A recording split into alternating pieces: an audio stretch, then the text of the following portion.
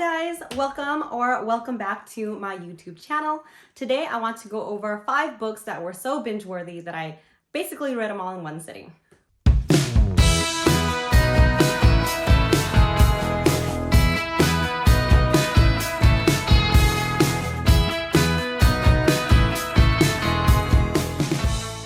Not counting romance books, of course, because romance books I can really fly through them.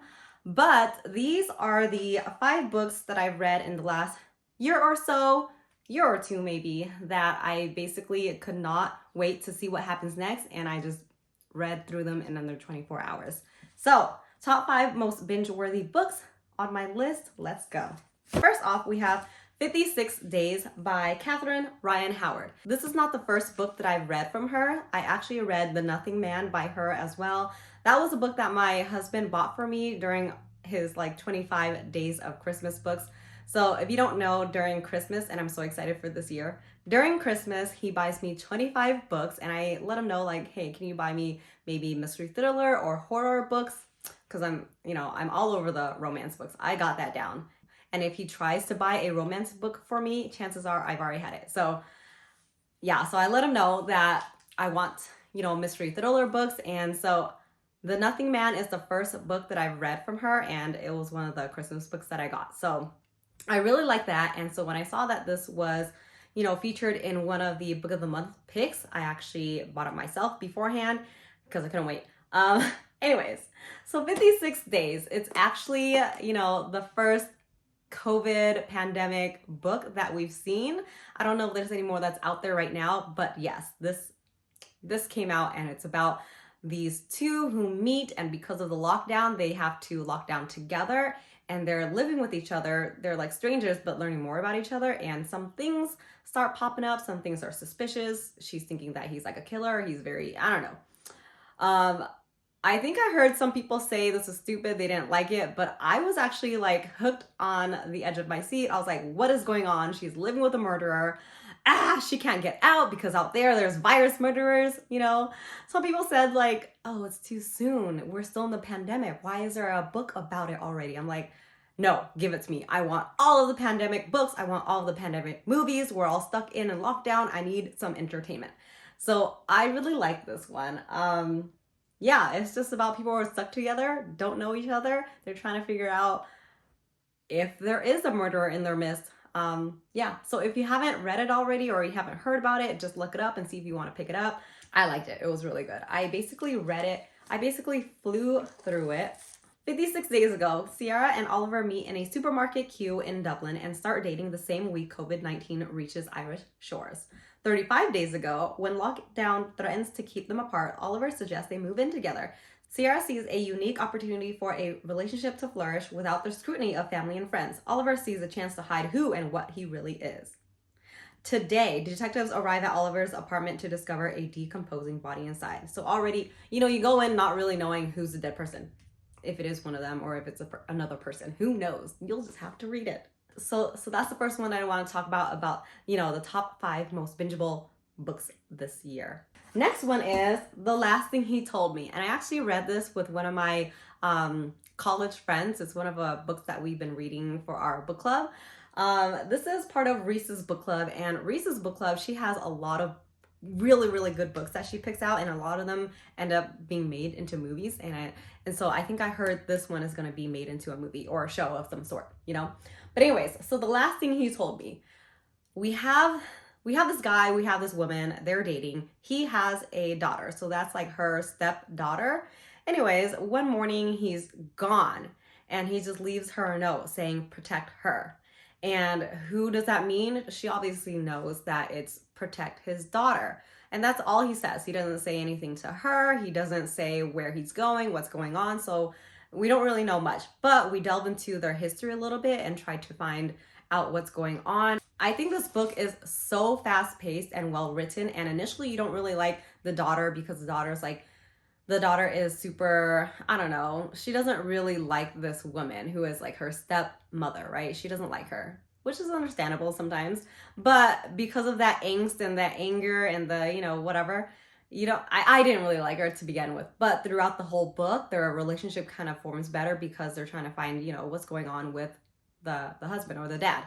But I like it because essentially it's just kind of, in my mind, I don't think people would classify it as that, but in my mind, it's just like a love story because this guy is gone and has to be away from his family, but he loves them dearly, and these people are just trying to figure out what's going on and get back to them. This book is super popular. It's been out for over a year, I believe, and it's gonna be turning into movies. So if you're those people who love to read the book before watching the movie, I think this would be a great one to watch before it comes on the screen.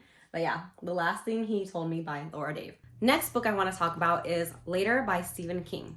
And this one, we have this boy. As he is telling the story, he is later on in his life though, but he's telling a story about his past. So when he was younger, he discovered that he can actually see dead people. His mom kind of figured out, that he is able to do these things based on conversations they had around family members and stuff like that.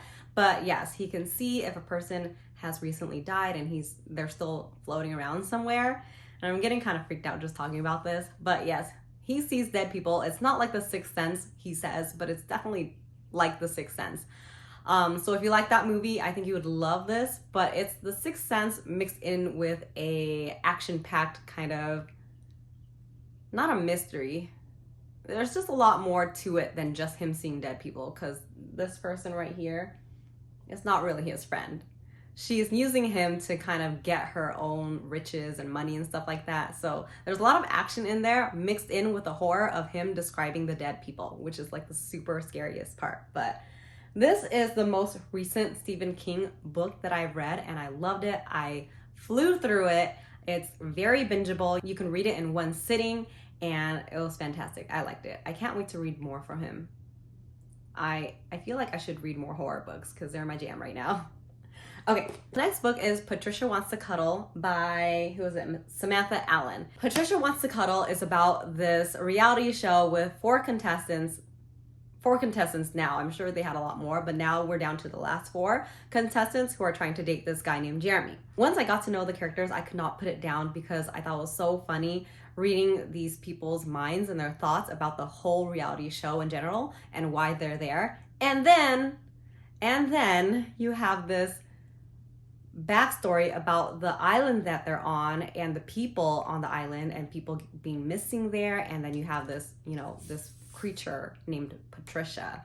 So there's a bunch of things going on. And on the last third of the book, things just happen so quickly. I could not put it down. You can't just put the book down when you're in the middle of like people dying. So I love this book. You can binge this in one reading because it's just so crazy at one point that you cannot stop. Yeah, I like this one. Okay, and last but not least, of course, everyone knows, or if you haven't known already, I am a super big Blake Crouch fan. So Recursion by Blake Crouch.